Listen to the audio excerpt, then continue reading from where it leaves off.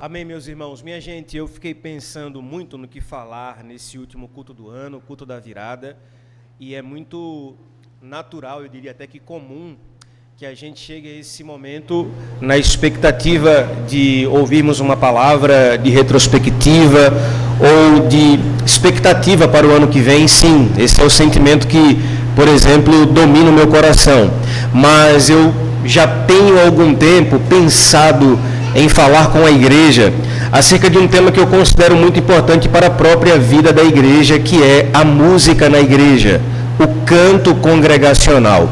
E eu considero que esse seja um tempo oportuno para que a gente fale sobre isso, mesmo às vésperas de um ano novo. Então eu gostaria de falar com vocês hoje sobre a importância do canto, da música, a importância de termos o nosso coração voltado para esse tempo de louvor, o que fazemos como igreja domingo a domingo. Então a mensagem de hoje, ela nos lembrará da importância de desenvolvermos uma cultura bíblica do canto. A música na igreja, ela sem dúvidas ocupa um papel fundamental, não só na liturgia, mas na própria vida da igreja. Então, meu sincero desejo, meus irmãos, como pastor, vendo a igreja caminhar, estamos indo para o nosso 4º ano e vendo o amadurecimento da igreja, seja na palavra, no relacionamento, no discipulado, também, louvo a Deus por estarmos evoluindo, crescendo no que diz respeito ao canto, à música. E eu queria pensar com vocês sobre o que fazemos quando cantamos, por que fazemos, e então meditarmos sobre a sociedade do canto, o som do povo cheio do Espírito Santo. Eu queria que você então abrisse a sua Bíblia em Efésios 5, carta de Paulo aos Efésios, capítulo 5, nós leremos versículos 18 a 20. Eu considero esse texto propício para trabalhar essa temática, haja vista que Paulo ele é bem enfático no linguajar cristão no culto, e mais especificamente ainda na forma com a qual nós devemos cantar ou lidar com a música no culto. E eu não sei se você já ouviu uma mensagem sobre isso ou qual foi a última vez, mas espero com o meu coração que você possa ouvir atentamente e meditar nas implicações práticas dessa palavra. Nos diz assim, Efésios 5, 18 a 20: não se embriaguem com vinho que leva à libertinagem, mas deixem-se encher pelo Espírito, falando entre si com salmos, hinos e cânticos espirituais, cantando, louvando de coração ao Senhor, dando graças constantemente a Deus Pai por todas as coisas, em nome do nosso Senhor Jesus Cristo. Vamos a mais uma palavra de oração, meus irmãos. Nosso Deus, nós somos conscientes do privilégio que é cantar ao Senhor. Fizemos isso domingo após domingo, nesse espaço de culto. Mas hoje, de forma muito especial, nós queremos renovar o compromisso de, para 2026, para o ano que vem, continuarmos não apenas cantando ao Senhor, mas cantando conscientemente para o Senhor. Cientes do que fazemos, nós queremos ouvir a Tua palavra, reagirmos a ela em forma de canto, e não apenas isso, viver uma vida que lhe agrade, inclusive na nossa adoração. Sabemos que o Senhor Jesus morreu por nossos pecados, inclusive pelos pecados da nossa adoração falha, e portanto pelos méritos de Jesus Cristo. Nós viemos a Ti louvar o Teu nome, cantar ao Senhor, e sabemos que como um sacrifício, o Senhor recebe a nossa adoração, nosso canto, por causa de Cristo Jesus. Oramos, Te agradecemos por Cristo Jesus. Amém. E graças a Deus. O culto público é uma audiência com o Deus vivo.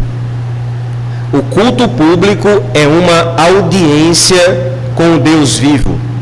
Essa frase, obviamente, não é minha. Ela é do autor Jonathan Cruse, em seu livro O Culto Público, da editora Pronobis. E eu gosto muito dessa frase. De fato, o culto público é uma audiência com o Deus vivo. Isso porque quando nos reunimos como igreja, nós não estamos apenas ocupando um espaço religioso em um determinado espaço de tempo.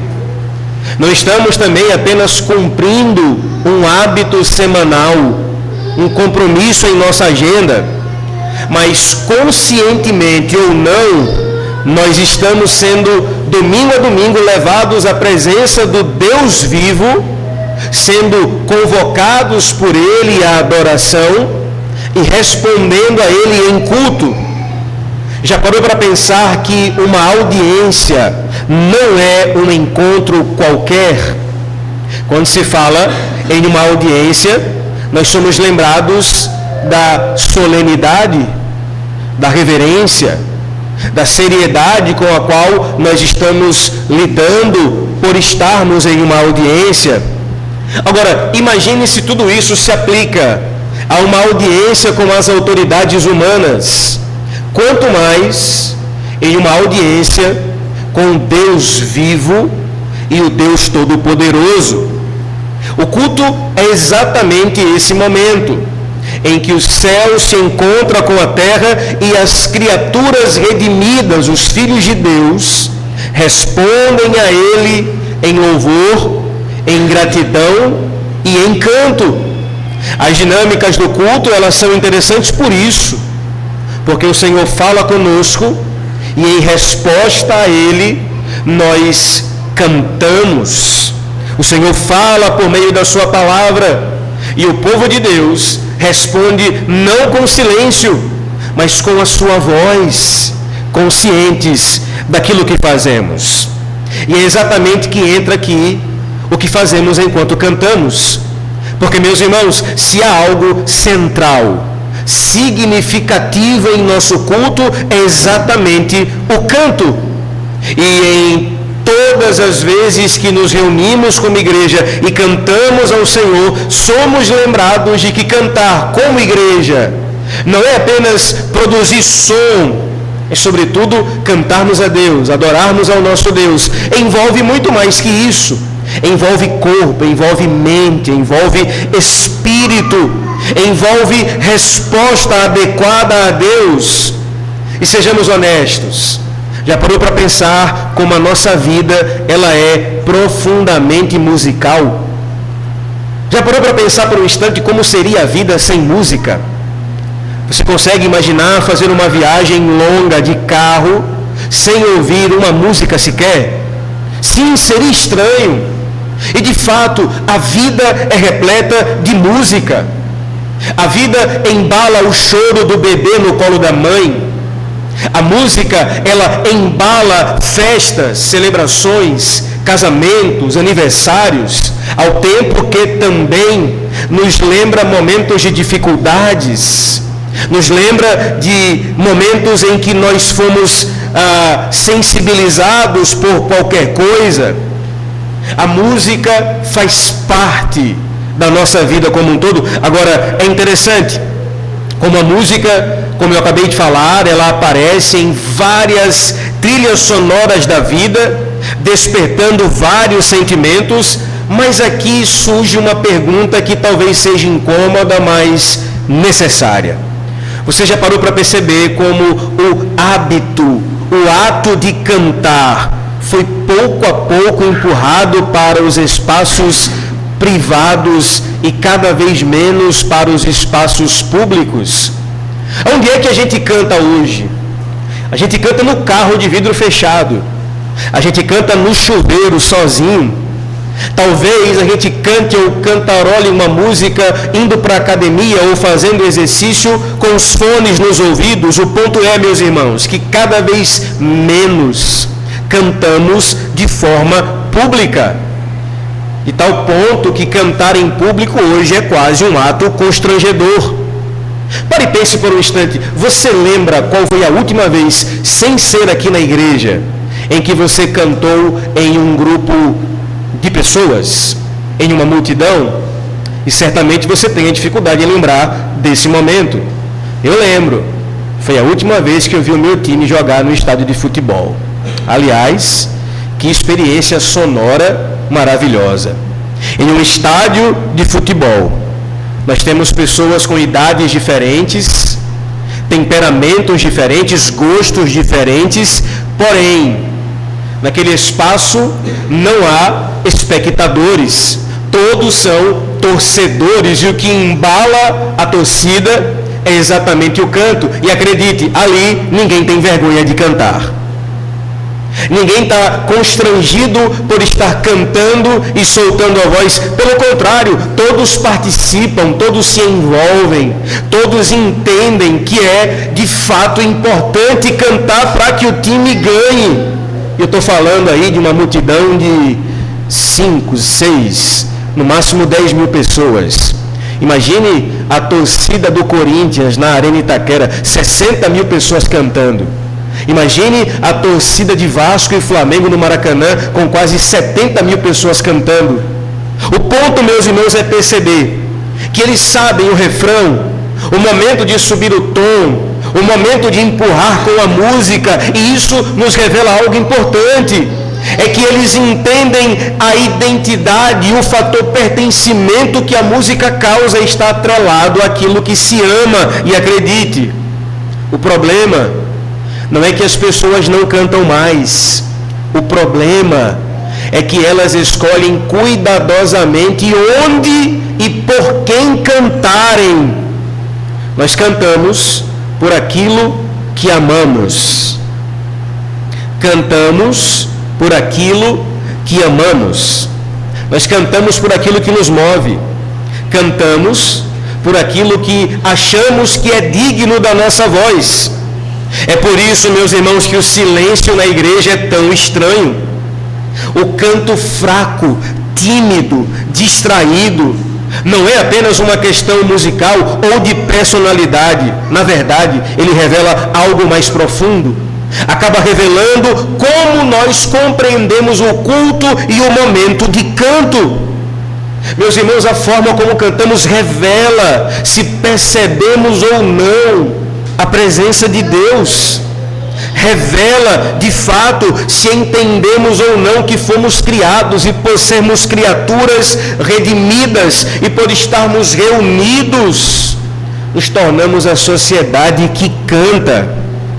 E, meus irmãos, se o mundo lá fora, se a cultura ao nosso redor, ela entende o canto por aquilo que ama, nós deveríamos entender que cantamos não apenas porque amamos, mas porque o nosso Deus ordenou que cantássemos. O momento de música na igreja não é algo opcional da liturgia, foi Deus quem disse que o seu povo deveria cantar. Do Antigo ao Novo Testamento, vemos Deus agindo e o povo de Deus reagindo com música, com canção. Aliás, há uma palavra no Antigo Testamento que Deus canta sobre o seu povo. O Deus da Bíblia é um Deus musical e que, portanto, espera que o seu povo cante, e cante de forma adequada. E essa dinâmica do canto do povo de Deus, ela se vê exatamente na dinâmica do uns aos outros. Um povo que ensina cantando, um povo que confessa os seus pecados cantando, um povo que exorta e consola cantando, um povo que louva cantando. É por isso que o que fazemos aqui com entendimento revela exatamente todas essas características.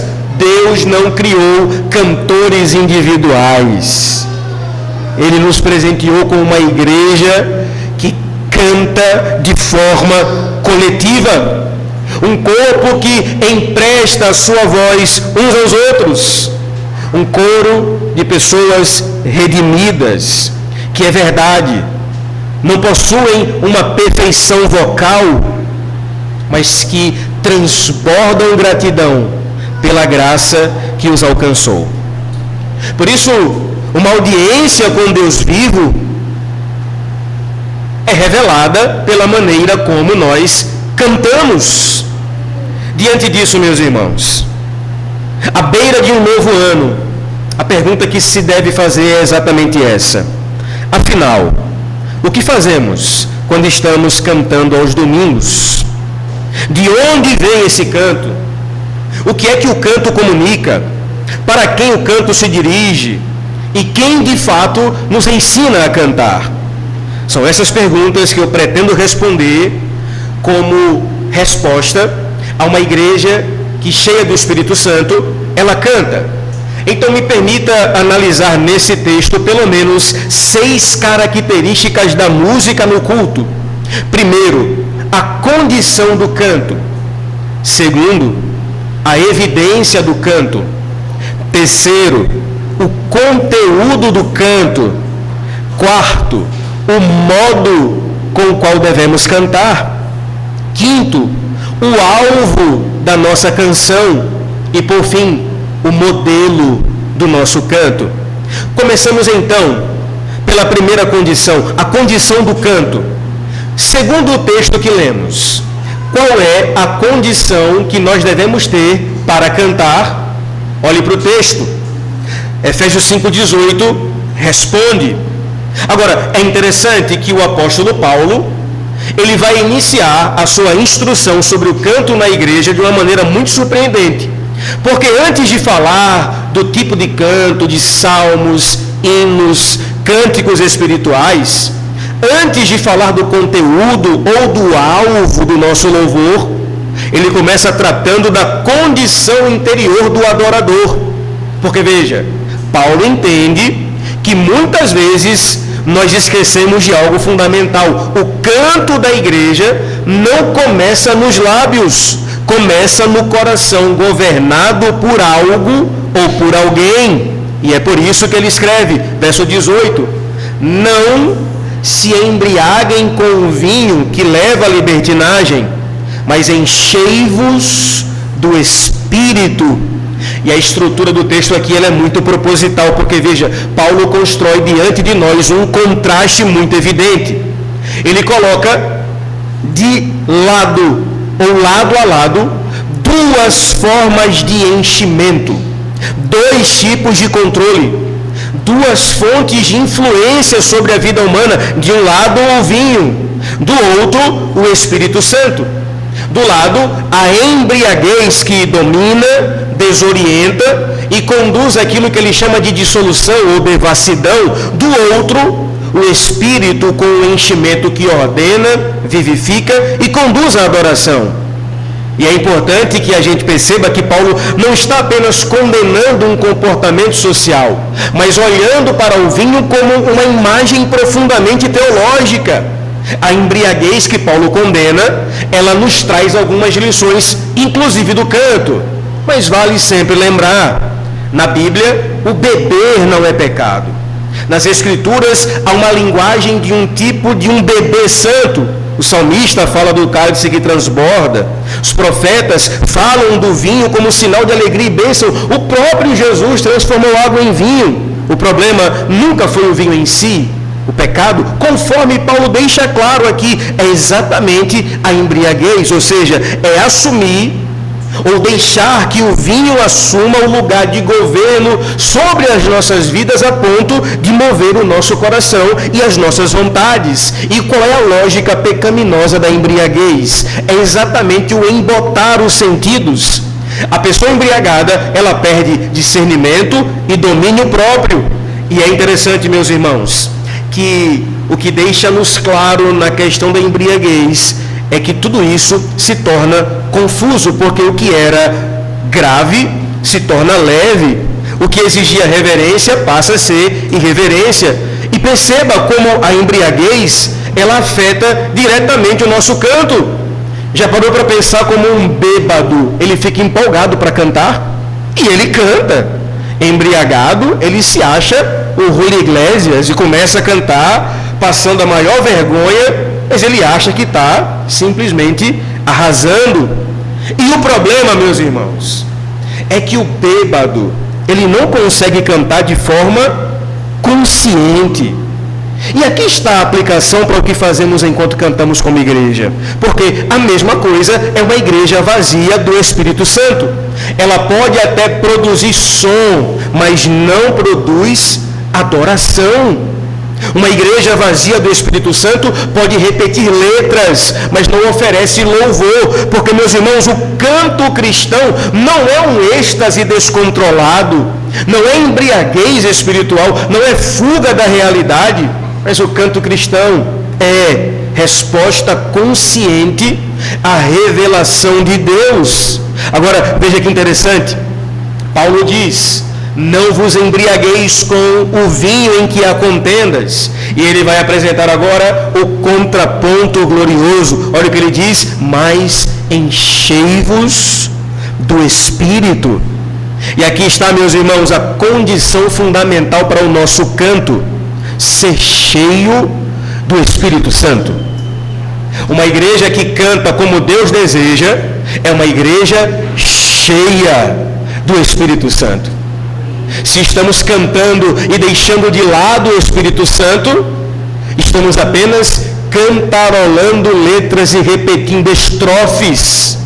Mas na lógica de Paulo, ser cheio do Espírito é a condição fundamental para que uma igreja alcance a adoração que Deus deseja. E olha que interessante, Paulo fala: mas enchei-vos do Espírito, ou seja, é um chamado contínuo.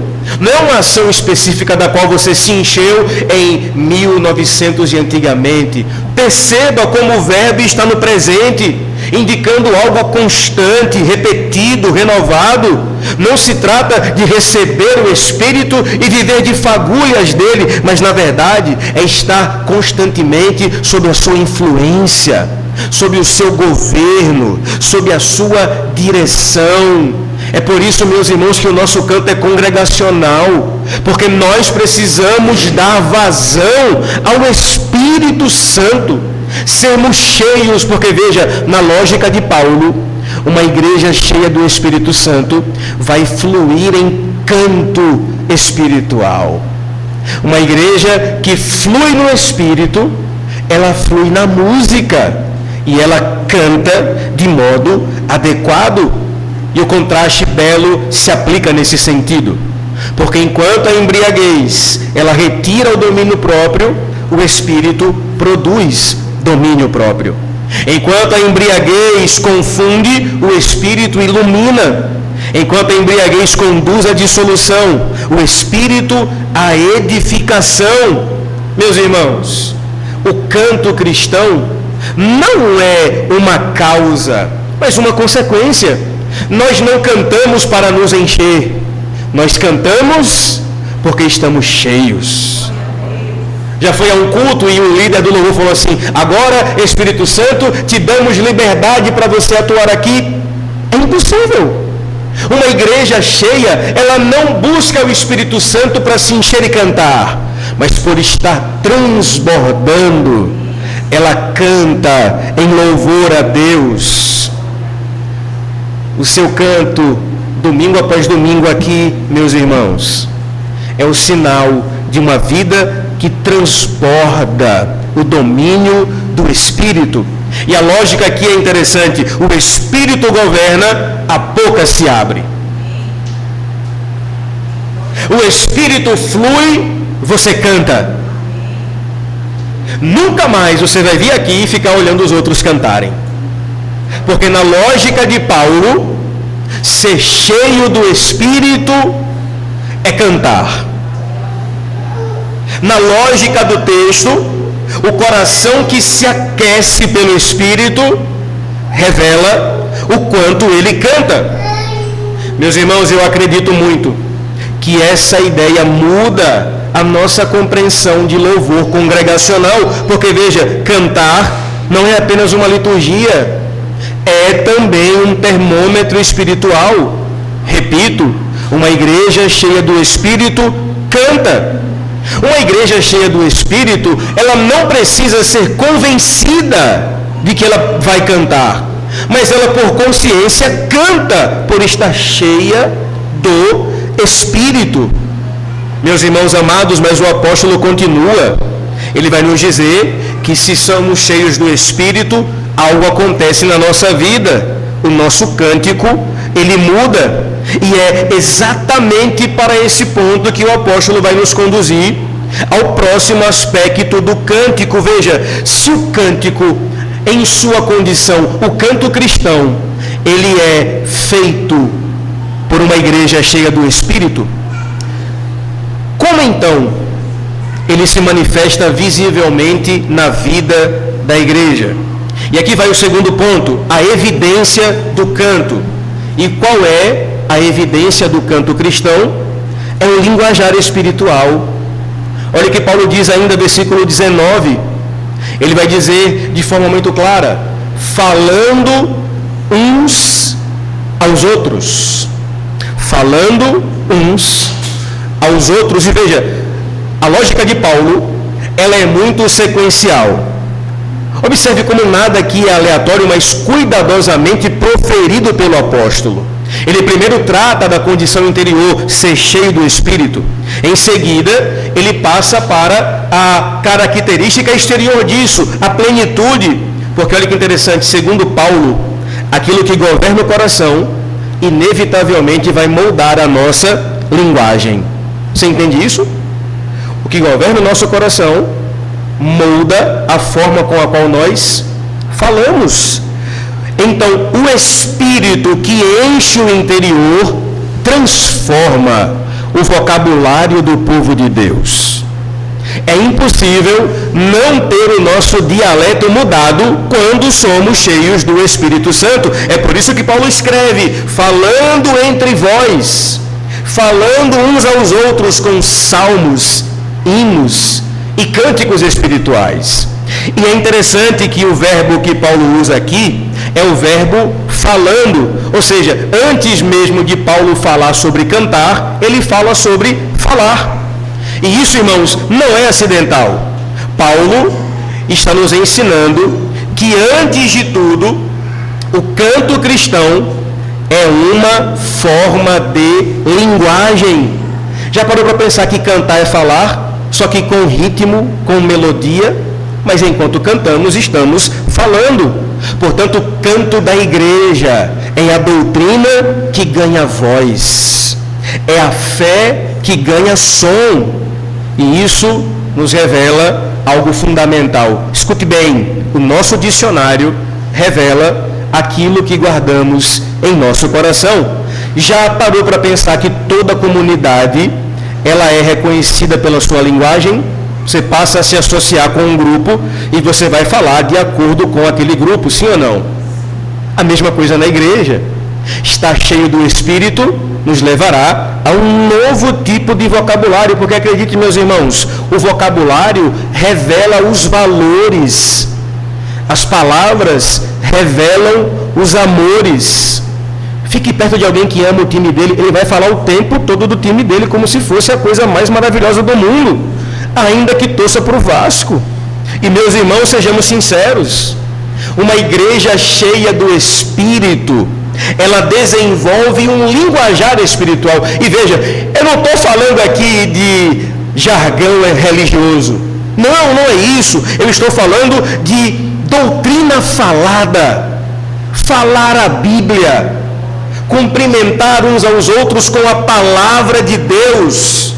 Porque quando o Espírito enche a igreja, ele reconfigura o nosso vocabulário. Meus irmãos amados, Paulo diz, fale entre vós, e veja, a expressão aqui é no plural. Não é algo apenas dentro de mim, mas que acontece entre nós. Não é apenas uma experiência vertical com Deus, mas uma experiência de edificação horizontal uns com os outros. E aqui, meus irmãos, o apóstolo Paulo vai nos deixar abismados com a certeza de que a igreja que fala a Deus também fala uns com os outros. E essa é a dinâmica do cântico. Quando cantamos aqui, é verdade, nos dirigimos ao Deus eterno, mas também nos dirigimos uns aos outros. O que acabamos de fazer aqui cantando que somos um corpo assim bem ajustados? Não dá para cantar essa música de olhos fechados. É importante reforçar isso para o nosso irmão. E meus irmãos amados, Mark Dever, pastor batista, disse que o canto congregacional é uma expressão de unidade e harmonia da congregação, de modo que nós não devemos tornar privado aquilo que Deus determinou que fosse público.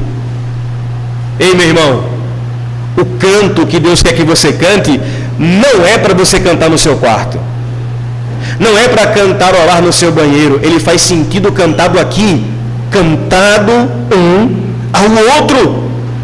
Ele pertence à Assembleia dos Santos e não ao seu devocional. No entanto, nós precisamos ser honestos. O que é que a gente tem visto em muitas igrejas modernas? A elevação da experiência individual no culto em detrimento do coletivo. Ambientes em que são estrategicamente escurecidos, a luz no palco, espaços pensados para que ninguém veja ninguém, uma atmosfera que comunica, ainda que sem palavras. Feche os olhos, se desconecte do outro e viva a sua experiência pessoal. Quem aqui já foi em um culto em que o líder do louvor falou: agora esqueça quem está do seu lado e olhe só para Deus? É impossível. Segundo o texto que a gente leu, Paulo diz que a forma como cantamos deve ser uns aos outros. Meus irmãos amados, a nossa devoção não pode ser privada no culto público, de modo que, quando o culto é moldado para abarcar o coletivo, o irmão do meu lado passa a ser fundamental no meu cântico. Irmãos amados, pode ser que pareça estranho, mas a linguagem bíblica é que nós devemos cantar uns aos outros. Você entende isso? Cante para Deus, mas cante para o seu irmão. Dá para dar uma olhadinha para ele aí e ver se ele é desafinado ou tem uma cara de quem canta bem? Pode parecer estranho, mas é bíblico. Nós não devemos só cantar para Deus. Uma igreja espiritual desenvolve uma linguagem espiritual e ela comunica um para o outro. Mas veja, o apóstolo ainda vai falar de uma outra característica, que é exatamente o conteúdo do canto. Olha ainda o versículo 19. O apóstolo vai falar do conteúdo do canto. Porque veja, se o espírito é a condição do canto, e se o linguajar espiritual e coletivo é a evidência, então a pergunta natural que surge no texto é: o que exatamente uma igreja cheia canta?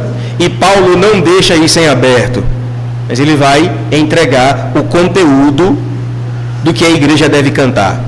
Nas palavras de Paulo, a nossa reunião não deve ser uma cantoria desordenada, onde cada um chega aqui e canta o que quiser e pronto, acabou. Não, Paulo vai definir com clareza teológica os limites do repertório da igreja. Ele disse: falando entre vós, com o quê? Salmos, hinos e cânticos espirituais. Tá bom, é isso aqui. O que a igreja canta? Qual o conteúdo do nosso canto? Salmos, hinos e cânticos espirituais. Essa tríade poética não é por acaso, é sobretudo pedagógica. Paulo está delimitando o canto congregacional e ao mesmo tempo abrindo o horizonte da adoração cristã. E veja, não se trata aqui de categorias rígidas, mas de 3 movimentos complementares do culto que juntos moldam a nossa linguagem de cântico. Comecemos pelos salmos. Quando Paulo fala que devemos cantar salmos, não é uma expressão genérica de cantarmos algo bíblico, mas ele está se referindo exatamente ao saltério. E meus irmãos, Deus nos deu um livro que é musical. Se a gente lê os salmos, os judeus cantam os salmos. E todo o saltério é feito por uma estrutura poética musical, com estrofe, com refrão, com rima e com até pausa. Já leu o Salmo, encontrou aquela palavrinha selá, indicando pausa, lembrando que a música e a vida tem pausa. Portanto, nós deveríamos nos voltar aos salmos, porque, meus irmãos, os salmos revelam a palavra de Deus dirigida ao povo e a palavra do povo dirigida a Deus. Os salmos abarcam toda a experiência das emoções humanas, alegria e lamento, confiança e medo, arrependimento e esperança, louvor exuberante e silêncio reverente. Os salmos nos introduzem a realidade de cantarmos as nossas emoções. Mas por que é que, estranhamente, a igreja parou de ler e de cantar os salmos? E à medida que os salmos foram desaparecendo dos nossos cultos, outras experiências emocionais estranhas foram aparecendo. A gente deixou de cantar salmo e começou a inventar uma tal de adoração extravagante. Gente imitando leão e cobra no culto e deixando de cantar salmo. Sendo que a própria Bíblia diz, está aqui, está o livro, cantem, orem. E, meus irmãos, onde os salmos são esquecidos, o culto tende a ser dominado pelo humor do momento. O que é que está dando certo aí? Voltemos aos salmos. É interessante que os salmos sempre fizeram parte da igreja, do povo de Deus. Os cristãos do primeiro século tinham um ditado interessante. Em latim, eles diziam, semper in ore psalmus, semper in cor de Christus, ou seja, sempre com o salmo na boca, sempre com Cristo no coração. E por que é que a gente deixou de amar os salmos? Em seguida, Paulo fala dos hinos. E os hinos, meus irmãos, na história da igreja, são exatamente os cânticos de louvor mais cristológicos. Os que falam da obra de Cristo revelada. Os que de maneira mais clara apontam para a realidade do que Cristo fez. E olha que interessante. Na sua Bíblia você tem aí fragmentos de canções cristológicas. Depois leia Filipenses 2, canção da humilhação de Cristo. Colossenses 1, canção da soberania de Cristo. 1 Timóteo 3, a doxologia, quando adoramos a Deus. Os hinos, irmãos, são fundamentais porque fixam doutrina na nossa cabeça. Cantar é pedagógico, sim ou não? E para aprender a Bíblia, nada melhor do que cantar a Bíblia. É o que fazemos domingo a domingo. Nós cantamos sobre Cristo Jesus e aprendemos com Cristo Jesus. Por fim, Paulo menciona cânticos espirituais. E é interessante que a ideia de cânticos espirituais aponta para a vivacidade e a variedade do louvor cristão. Porque cânticos espirituais, meus irmãos, eles nascem da experiência da igreja com Deus. Eles nascem da nossa própria experiência. Eu oro para que o Senhor levante em nosso meio compositores. Pessoas que ouçam uma pregação aqui e tenham a habilidade de compor, isso é, cânticos espirituais. Meus irmãos amados, a grande aplicação a ser feita diante disso é que o que temos colocado na boca da igreja molda o coração da igreja. A melhor maneira para conhecer a teologia de uma igreja é ouvir os hinos que ela canta, já diriam os puritanos. Nós, portanto, precisamos qualificar o conteúdo das nossas canções. Alguém aqui já parou para pensar assim, nossa, como as músicas atualmente estão rasas? Eu falo de música secular mesmo. Você pensa assim, rapaz, antigamente nós tínhamos Vinícius de Moraes, tínhamos Luiz Gonzaga e por aí vai. E hoje, quem que a gente tem? Raso, superficialidade. E o mesmo se aplica à experiência do povo de Deus. Uma igreja que canta triunfalismo, que canta vitória pessoal, que canta vingança, é uma igreja vazia do conteúdo bíblico, meus irmãos. Nós devemos voltar para a Bíblia e, como resultado, cantaremos salmos, hinos e cânticos espirituais. Só que Paulo continua, ele vai falar agora do modo congregacional da igreja. É interessante como Paulo está delineando como o canto acontece na igreja, a sua forma, o seu conteúdo, e agora ele fala como é o modo que a igreja deve cantar, de forma congregacional. Porque veja, se esse canto acontece na vida da igreja, é natural que a gente conclua que a igreja deve cantar. Versículo 19, fala entre vós, com salmos, hinos e cânticos espirituais. Veja como Paulo explicitamente recorre ao plural. Agora, me permita citar outro texto para que você compreenda como Paulo usa para outra cidade, para outra igreja, praticamente as mesmas palavras que ele usa aqui, denotando exatamente o sentido coletivo do cântico. Olha o que diz Colossenses, capítulo 3, versículo 16. Palavras do mesmo apóstolo. Veja como esses versículos estão espelhados. Disse ele: habite ricamente em vós a palavra de Cristo, instruí-vos e aconselhai-vos mutuamente com toda a sabedoria, louvando a Deus com salmos, hinos e cânticos espirituais. Olha que interessante, em Efésios, Paulo disse que uma igreja cheia do Espírito, ela vai cantar salmos, hinos e cânticos espirituais. Aqui em Colossos, Paulo vai dizer que quando o nosso coração é habitado ricamente pela palavra de Deus, o que é que vai acontecer?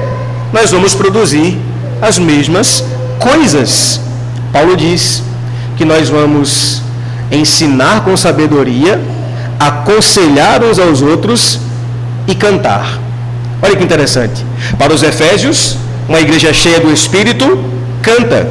Para os Colossenses, uma igreja que tem o coração cheio da palavra, aconselhamento, ensino e cântico. Que coisa maravilhosa, meus irmãos. Paulo está mostrando o resultado visível de uma igreja que canta junta, ensina junta, aconselha junta e caminha junta. Paulo é muito enfático no que ele diz. A vida cristã é uma vida de relacionamentos, onde a gente vive as experiências da fé, ensinamos uns aos outros, aconselhamos, exortamos e, sobretudo, cantamos. Porque, meus irmãos, sejamos sinceros, quando nós cantamos, também estamos aconselhando. Já parou para pensar nisso? Quando você canta aqui na igreja, uma canção que você talvez canta de forma despretensiosa, você está aconselhando um irmão. A letra daquela canção também é um ensinamento. Quando cantamos, estamos lembrando uns aos outros a verdade que alcança a nossa fé. Escute bem, meus irmãos, para 2026, escute bem, cantar juntos é uma forma de cuidar uns dos outros. Já diz o ditado, quem canta, seus males espanta. Imagine cantar junto como igreja, como povo de Deus. A experiência do canto não pode, não deve, não é individual, ela é coletiva. E me permita lembrar mais uma vez, não sou contra você fechar os olhos cantando, por favor, faça isso.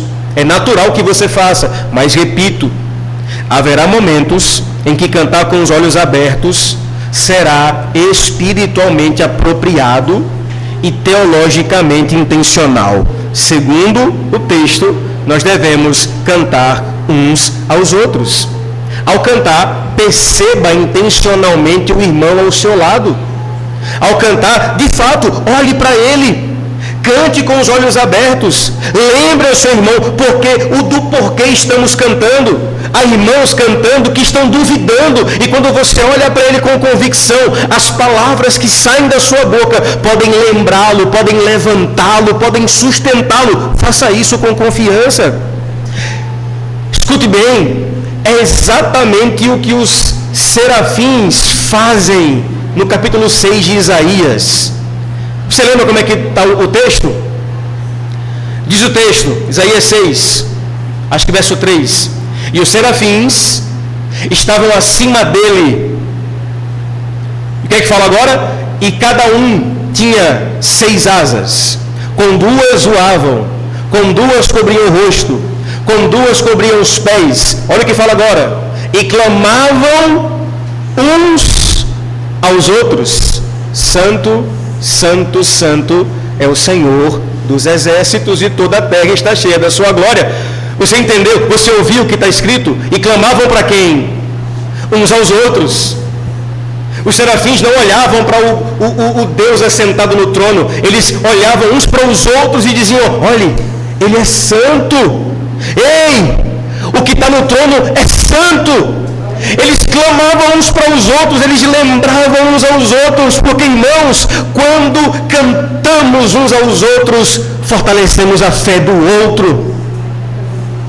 Quando a verdade, aleluia, quando a verdade que sai dos nossos lábios, ela invade os ouvidos do nosso irmão, o nosso irmão é sustentado na fé, por isso cante para ele.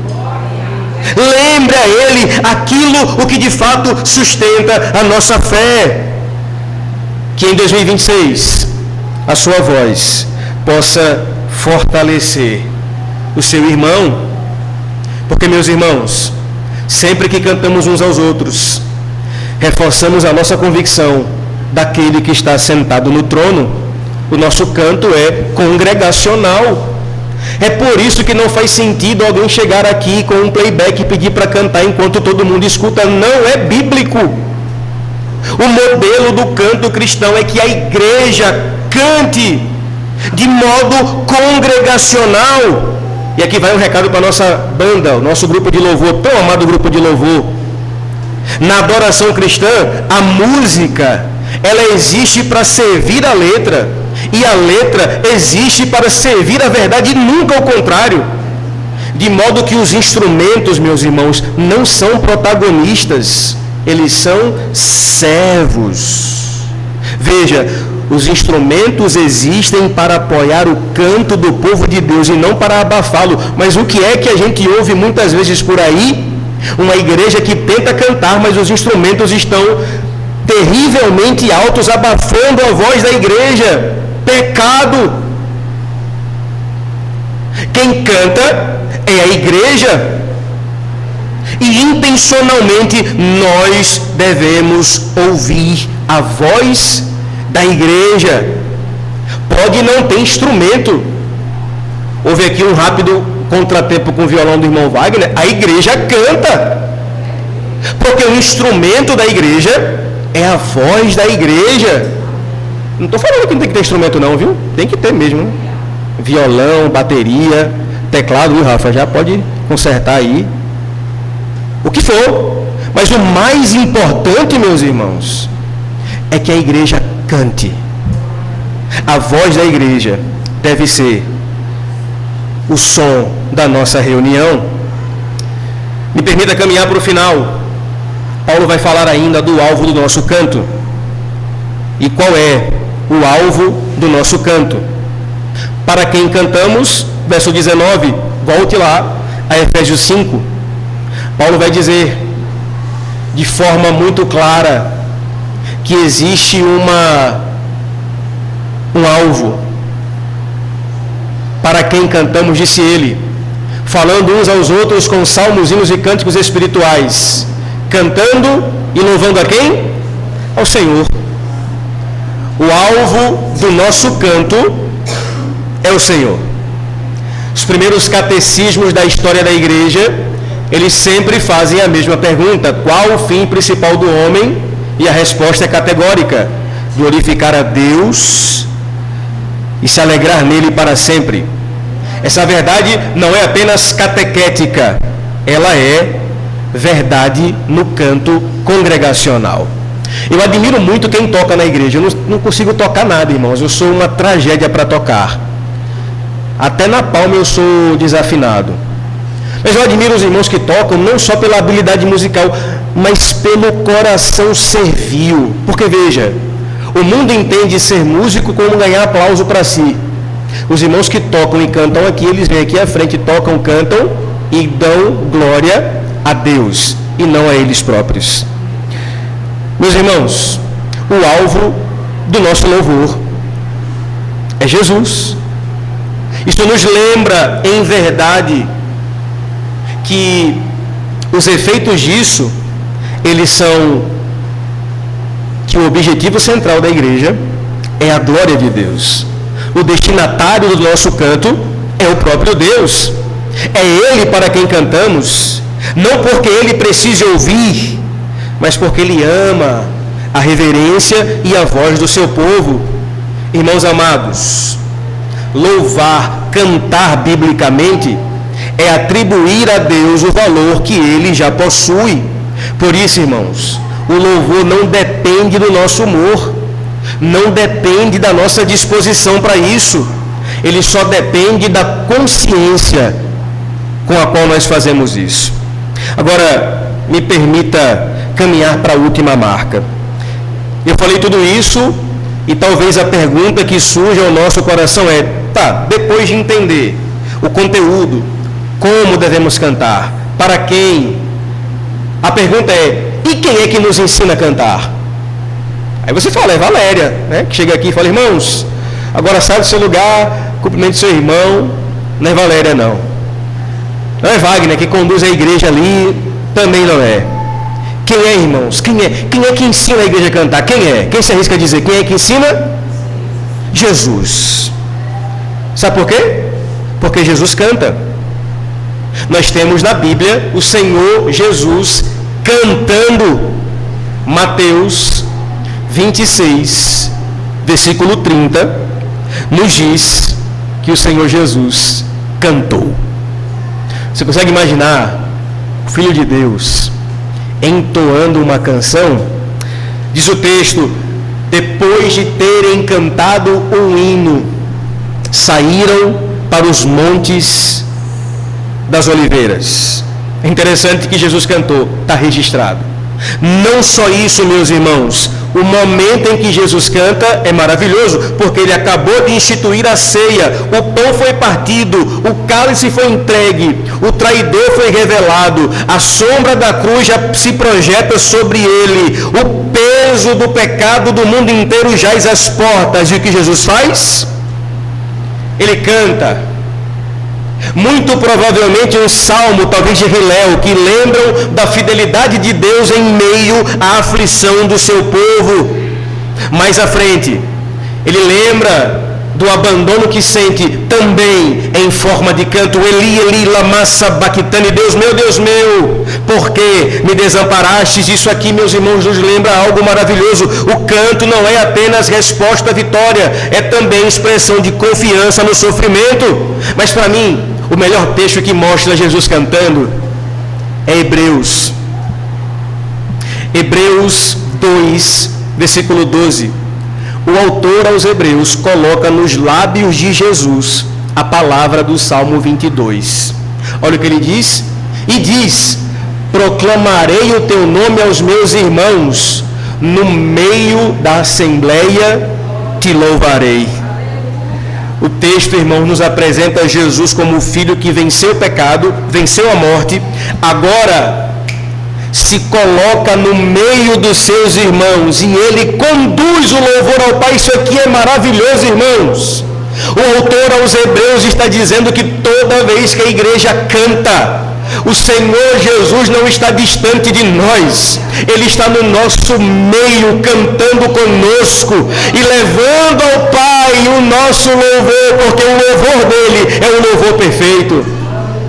Meus irmãos amados, não dá para sair daqui com outra imagem na nossa cabeça. Entenda, quando a igreja canta, ela nunca canta só, Cristo canta conosco.